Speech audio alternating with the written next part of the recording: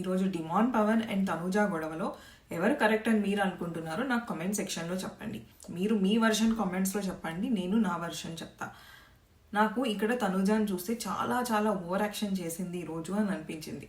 అనవసరంగా ఒకళ్ళ మీద నిందలు వేయకూడదు. ఇక్కడ డిమాన్ పవన్ మీద క్యారెక్టర్ అసాసినేట్ చేసింది. నిఖిల్ జస్ట్ ఇక్కడ పట్టుకున్నాడు, డిమాన్ వెనకాల జస్ట్ ఇలా పుష్ చేశాడు. అది కూడా జుట్టు మీదే తగులుంటది. అంత హార్డ్గా అయితే పుష్ చేయలేదు ఆమెని. దానికి ఆమె మీకు సెన్స్ ఉందా, ఒక అబ్బాయిలా ట్రీట్ చేస్తారేంటి, మ్యాన్ హ్యాండ్లింగ్ చేస్తున్నారు అని చెప్పి ఇంత పెద్ద పెద్ద మాటలు అంటుంది. బిగ్ బాస్ హౌస్కి వచ్చిన తర్వాత టాస్క్లు అన్న తర్వాత అబ్బాయిలు అమ్మాయిలు ఇద్దరు సమానమే.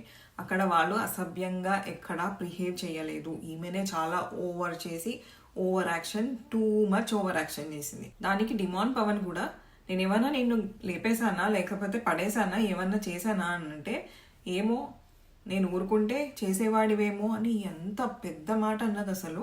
అక్కడ ఆల్రెడీ డిమాన్ పవన్ని రెడ్ ఫ్లాగ్, నువ్వు నీ గేట్స్ ఓపెన్ చేస్తా నువ్వు వెళ్ళిపో అని ఆ రోజు నాగార్జున గారు ఎంత తిట్టారు. దాని తర్వాత అబ్బాయి మోకాళ్ళ మీద కూర్చొని అందరికీ సారీ చెప్పాడు. అలాంటి సిచ్యువేషన్ నుంచి వచ్చిన ఒక అబ్బాయి, అది అన్ఇంటెన్షన్గా జరిగింది, అది అలా వెళ్తుందని అనుకోలేదు.